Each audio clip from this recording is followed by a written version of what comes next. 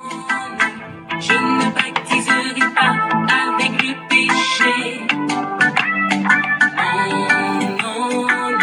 Je ne baptiserai pas avec le malin. Jamais, jamais avec ce péché. Non, non.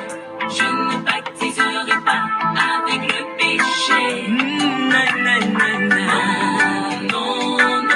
Je ne baptiserai pas avec le malin. Entre moi et Bilial, si ce n'est un fossé aussi grand que l'univers, qu'y a-t-il entre moi et maman, si ce n'est l'épée de mon Seigneur? Quel partage encore avec l'infidèle, si ce n'est cette terre que nous partageons?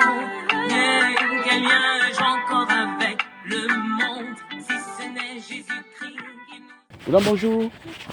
Excusez-nous du dérangement. Nous parlons de Jésus. Est-ce que vous êtes intéressé de nous écouter même quelques secondes? Après, on connaît déjà de l'église déjà. Ah, vous êtes déjà de l'église? De quelle église? Celui qui est à côté de chez moi, pas très loin de la fac. Pas loin de la fac, ici Évry? Oui. Ah, d'accord. Ah ben, ça nous donne le temps de partager. Non, si on est des frères, puisque moi aussi je suis chrétien. Donc si vous êtes chrétien, on peut partager un peu, si ça ne vous dérange pas. Juste quelques minutes. La Bible dit qu'on doit s'édifier les uns les autres. Vous pouvez me parler de Jésus, on s'édifie un peu, on échange. Qu'est-ce que vous connaissez de Jésus alors? Moi je suis le frère Silas, ça c'est mon fils qui m'accompagne un peu dans... Ça va, tu dis bonjour Gédéon? Bonjour. C'est Gédéon. Moi c'est Silas. Il est timide tout de suite. Pardon? Il est timide. Bah, Ouais, ça va. je sais pas. On dit que tu es timide, c'est ça? Bah, il dit non. Non. Aussi. Ah, ouais. Donc, moi je vous écoute. Qu'est-ce que vous connaissez de Jésus? Vous êtes où à l'église sans savoir aussi? Pardon? Vous êtes où vous comme église? Comme église? Ah, voilà, elle pose une très bonne question. Vous savez, l'église, c'est le corps de Jésus. Oui, je sais, mais bon. Vous êtes quand même partie d'une paroisse. Non, normalement, selon les Écritures, la paroisse, ça n'a pas de fondement. Parce que Jésus est venu sauver les hommes comme nous, vous et moi. Donc la Bible dit là où il y a 2 ou 3 réunis, il est au milieu. Donc l'église réellement, c'est l'ensemble des chrétiens qui régissent. Si on veut parler des églises d'Évry, il y a une église d'Évry, c'est vous. C'est tous les chrétiens qui sont à Évry. Maintenant, il peut y avoir des lieux d'édification, des rassemblements. Voilà, peut-être c'est ce que ma soeur veut dire, les lieux de rassemblement. Oui. Ah, moi je suis pas d'Ivry, je suis de Corbeil. Ah, vous êtes de Corbeil? Moi, je suis de Ah Corbeil. ben, elle est d'Ivry? Oui, parce que ma fille, elle a déménagé. Ah, c'est votre fille? Oui, c'est ma fille. Ah, voilà, mais c'est merveilleux. Qu'est-ce que vous avez eu au bras? Ah, c'est en fait, depuis que j'ai fait une prise de sang, j'ai un problème avec la main. Ça m'a Ah, bloqué. ouais, ça t'a bloqué. Ah, courage, hein. Merci, c'est gentil. Vous savez que Jésus peut... Oui, je sais. Vous savez? Oui. Et vous croyez à ça? D'accord, mais c'est merveilleux. Donc, nous sommes là, comme nous sommes des frères. Vous avez dit, vous êtes... c'est l'église catholique, non? Oui, catholique. Ah, l'église catholique. D'accord, voilà. Moi, je suis le frère. Parce que Christ n'est pas venu pour une église. D'accord? Christ est venu pour annoncer la parole qui sauve. Pour sauver l'homme de ses iniquités, de ses péchés. Et c'est ça que nous annonçons. Nous n'annonçons pas une église parce qu'il n'y a aucune église qui sera sauvée. C'est vous et moi. Quand Christ viendra chercher l'église, ce sont les hommes. Aucun bâtiment n'ira avec lui. Ce sont des hommes. Donc c'est notre façon de vivre et notre relation avec lui qui fera que nous allons partir avec lui. Vous croyez à la résurrection des morts? Ah bah oui. Vous croyez? Ah oui, bah oui, c'est... Est-ce que vous croyez que c'est Jésus qui va le faire? Oui. Est-ce que vous savez les conditions pour être sauvé? Qu'est-ce qu'on vous a enseigné? Qu'est-ce qui te prouve que tu seras sauvé quand Jésus reviendra? Bah, moi, je sais qu'il faut faire faut pas être méchant, faire des bonnes actions, aider les autres. Après, je sais pas quoi dire vraiment. Ah, vous savez la question du parce que quand vous dites qu'il ne faut pas faire les bonnes actions, il y a beaucoup là qui font qui ne sont pas méchants, qui ne font pas des choses mauvaises, qui font beaucoup de bonnes actions, mais qui ne seront pas sauvés. Donc le salut n'est pas en fonction de ce que nous faisons. Ce n'est pas l'œuvre. Parce que si vous lisez, je ne sais pas si vous connaissez l'Ancienne Alliance.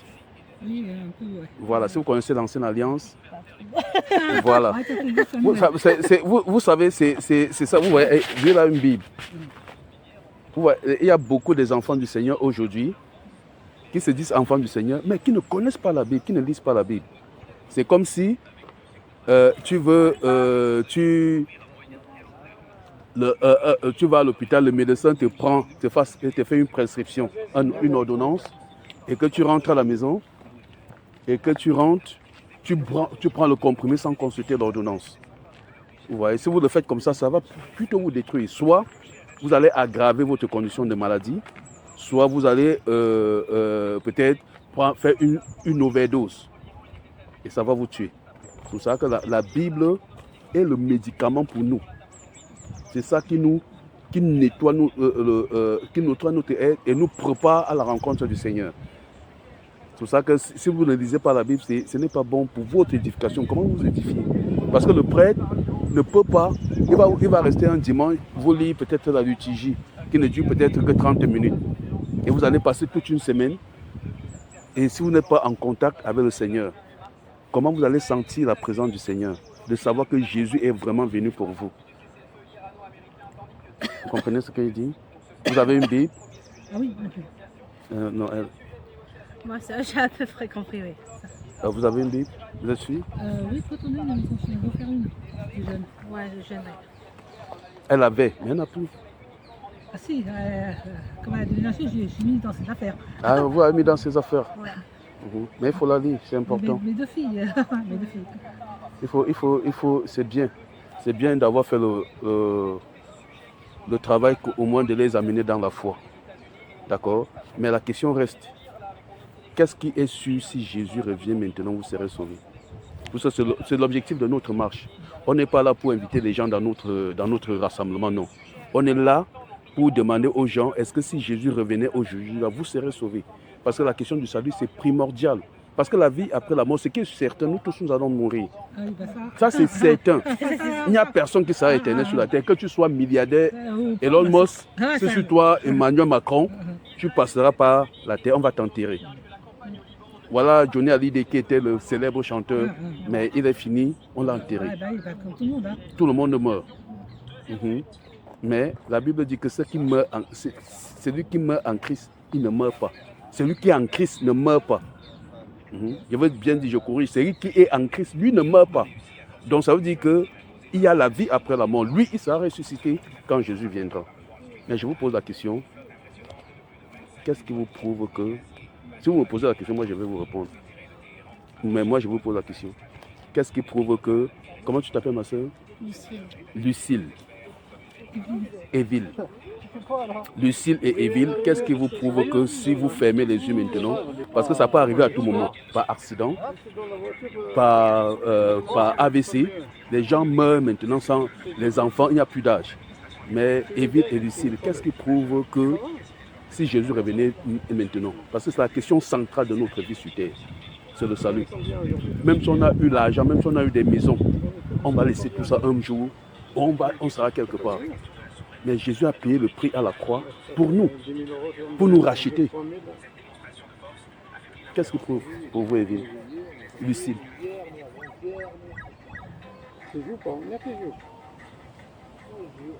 Bon, c'est difficile pour Lucille. Évile, pour vous, qu'est-ce qui prouve que vous serez... Est-ce que vous êtes convaincu que si Jésus venait, vous serez sauvé? On a toujours un doute quand même. On a toujours un doute. Donc je suis là pour lever le doute dans vos têtes, pour que le doute n'existe plus. Si vous lisez la Bible, si vous lisez la Bible, Gédéon ouvre la Bible, lui va lire. Non, on n'a pas le temps parce que j'attends mon mari, on doit partir. Ouais, dès qu'il vient là, il est là, là. Non, parce que je dois leur trouver ma fille. Ah d'accord, donnez-moi juste 5 minutes. Et toi, ça va? Juste 5 minutes, je vous laisse. Oui, d'accord. Excusez-nous encore. Oui, non, mais c'est normal, c'est gentil. Excusez-nous. Parce que c'est tellement précieux, nous vous aimons tellement que Mais merci encore de nous d'avoir permis d'écouter encore cette parole-ci. Nous vous disons merci de tout notre cœur. Que le Seigneur déjà vous bénisse. Que le Seigneur vous bénisse. Parce qu'il y a beaucoup de gens, dès qu'on s'approche là, ils ne veulent même pas entendre. Même ceux qui se disent chrétiens ne veulent même pas entendre. Pourtant, nous parlons de la parole de Dieu. On ne veut rien. Donc, vous voyez, si vous lisez dans Actes des Apôtres, chapitre 2, quand l'apôtre Pierre va prendre la parole, quand il va parler du témoignage de Jésus, la Bible dit que les gens étaient touchés de leur cœur. Donc, il les a prêché le royaume de Dieu. Et ils étaient touchés. Ils ont posé la question à Pierre, qu'est-ce qu'il faut faire pour hériter le royaume? Parce que là, ce n'est pas pour devenir chrétien, pour devenir enfant de Dieu. Parce que quand on est enfant de Dieu, on est sûr qu'on va gagner le salut. Il a dit quoi? Repentez-vous. 1. Repentez-vous. 2. Soyez baptisés au nom du Seigneur Jésus. Et vous recevrez le don du Saint-Esprit. David, vous êtes baptisé au nom du Seigneur? Oui, il est baptisé, il a fait sa communion. Ils ont fait leur communion et tout. Non, j'ai posé la question, est-ce que vous êtes baptisé au nom du Seigneur Jésus? Ah oui, bah oui, bien sûr. Non, vous êtes baptisé au nom du Seigneur Jésus. C'est différent de baptiser au nom du Père, du Fils, du Saint-Esprit. Est-ce que vous êtes baptisé au nom du Seigneur Jésus? Oui, bah oui. C'est ce que vous demandez, je vous dis. Et de 2, est-ce que vous avez été immergé dans l'eau? Quand il était le truc, non, il a été prenait de l'eau comme ça sur la tête des enfants. Voilà. Vous voyez, c'est pour ça que nous sommes dehors. Pour dire aux gens que, attention, c'est pourquoi vous vous basez là, ça peut être une faute quand Jésus viendra. Il peut vous condamner parce que le baptême, si vous lisez, le baptême c'est un mot grec qui veut dire immergé. Oui, mais maintenant les baptêmes ne sont plus comme ça, c'est rare. Hein. Non. Pourquoi c'est rare? C'est pour ça que on veut que les gens croient en Jésus, pas aux hommes. Il y a de l'eau. Pourquoi les gens ne veulent pas faire comme Jésus a demandé qu'on fasse? Parce que c'est ça qui est. Vous voyez, Pierre a dit, soyez baptisés au nom du Seigneur Jésus. Vous, on vous a baptisé au nom du Père, du Fils, du Saint-Esprit. Vous voyez, ce n'est pas ce que Jésus a dit. Au nom du Seigneur Jésus. Et vous recevrez le don du Saint-Esprit. Est-ce que vous avez le Saint-Esprit, vous? Oui, Comment? Ah bon? Vous l'avez, Madame Evelyne? Oui, normalement. Comment vous savez? Parce que c'est difficile à expliquer quand même. C'est difficile à expliquer. Alors que si moi tu me poses la question, je vais te dire, je vais te répondre simplement. Parce que le seul fait de dire que c'est difficile à expliquer, c'est une preuve que peut-être vous ne l'avez pas. Parce que la Bible dit que l'esprit doit rendre témoignage de notre esprit que nous sommes enfants de Dieu. Donc tu dois entendre la voix de Dieu te parler toi. Il faut l'entendre. Est-ce que vous entendez la voix de Dieu? Qui a entendu Dieu parler parmi vous deux? Viviane, tu as entendu Dieu? Moi, je l'entends au niveau du cœur. Ah, au niveau du cœur. Et vous, Evelyne, Madame Evelyne? Quand je prie, je sens comme s'il y avait une présence, quelque chose qui me Comme s'il y avait une présence très forte. Oui. C'est bien. Mais c'est bien, juste qu'il va falloir que vous vous baptisez pour être conforme aux Écritures. Il va falloir que vous vous baptisez au nom du Seigneur Jésus, dans l'eau. Merci encore. Hein.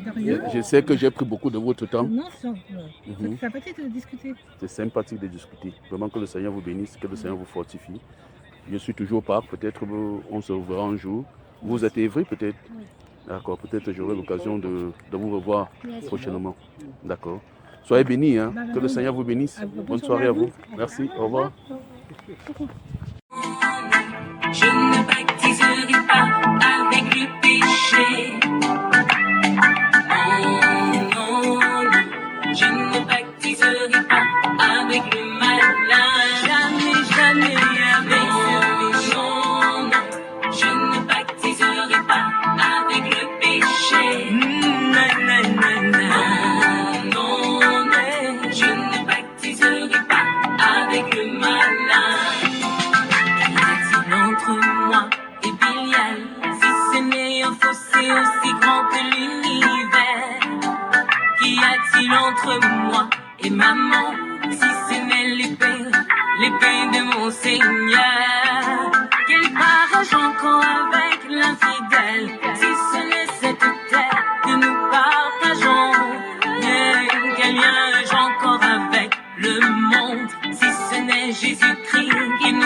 a créé.